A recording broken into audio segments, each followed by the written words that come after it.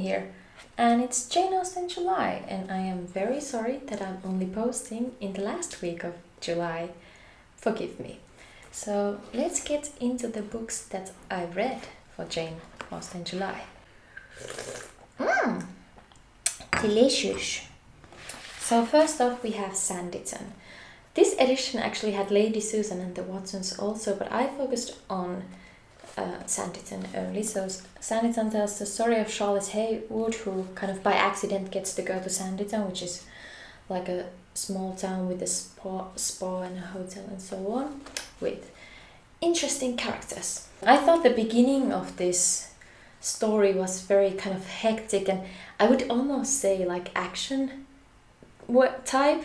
It's not a Marvel movie, but it had like a very quick opening and people are doing many things.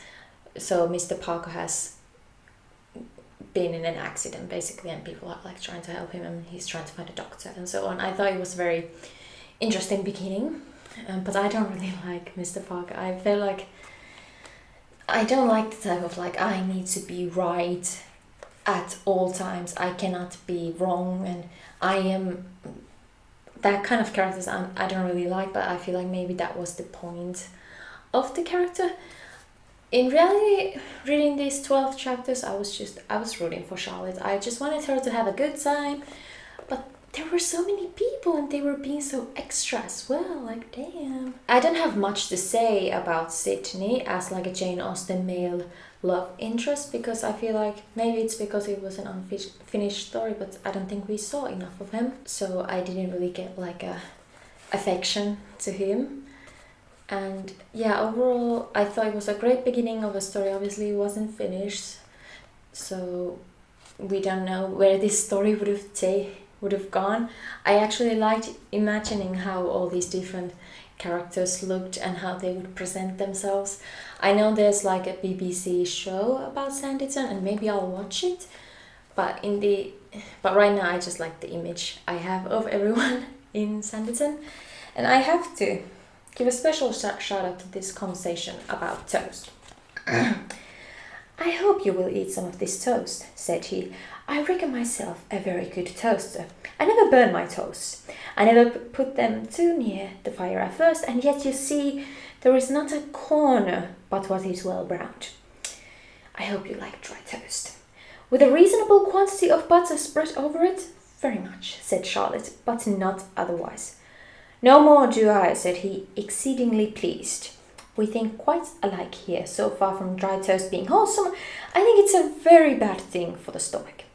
With a little butter to soften it, it hurts the coat of the stomach. I am sure it does. This is what I love about Jane Austen. She gets so witty and like shares these normal type of conversations between people, and even though they seem very witty and entertaining to read, this is what people talked like. Yes, so that was my review of Sanditon. That's some good tea. Alright, and then on to Persuasion by Jane Austen in Finnish. So I am currently about halfway through this book. I want to get through this quickly so I can finish it within Jane Austen July, and I also am intrigued by the Netflix adaptation. But let's talk about the book first. So I read this reread this earlier this year in English, and I thought it was good, but I felt like I needed to read it in Finnish as well to get kind of the in-depth of the story. And I'm really glad I did. I've really enjoyed reading this book. I think Anne is a very relatable character to me personally. And I just like the way places and plots are described in this.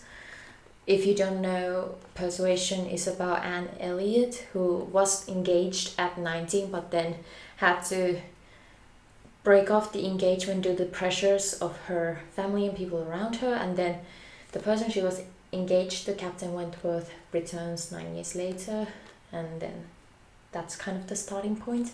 Also, Anne Elliot's family, they are kind of going broke, so they have to move from their beautiful Kelly Inch house to a small cottage in Bath. If I've understood it correctly, I hope I have. I really like this story. I feel like it's a very even though there's a lot going on, lots of people, lots of hecticness. Is that a word, hecticness? Well, hectic plot lines and characters. I really enjoyed this, and I feel like Anne is a character that people like because she offers to do things and favors to people, even though they want her to do it, but they are too afraid to ask her because manners or something. And yeah, you can kind of see this that she has lost all hope because of the early engagement being broken up. But yes, I've been really enjoying it. Regarding the Netflix adaptation, a friend of mine watched it and said that nah, not good, but I should still watch it. And then I've seen tweets of people being upset with it, but I've also seen people who are like, well, since it's at the end, there have been many adaptations of Persuasion. If it was the first adaptation ever of Persuasion, then it would be an issue. But if you kind of put aside the fact that it's not completely accurate to the story and there have been some creative freedoms to it, that it's good, even though it's not exactly Persuasion. So in my Jane Austen July preparing video, I shared that I also wanted to read a book that was collection of Jane Austen's letters to family members and friends. I really will try to read it next week. After I've finished Persuasion, I don't want to read many Jane Austen books at the same time. But if I don't, it's not my high priority. Alright, I hope you enjoyed that video. Thank you so much for watching. Subscribe for more videos about books and culture overall. Follow me on Instagram at jenskosmos. My Twitter is jenskosmos as well. And then I have a poetry Instagram account at poetryofjk. Thank you so much for watching, and I hope I see you in the next one. Bye!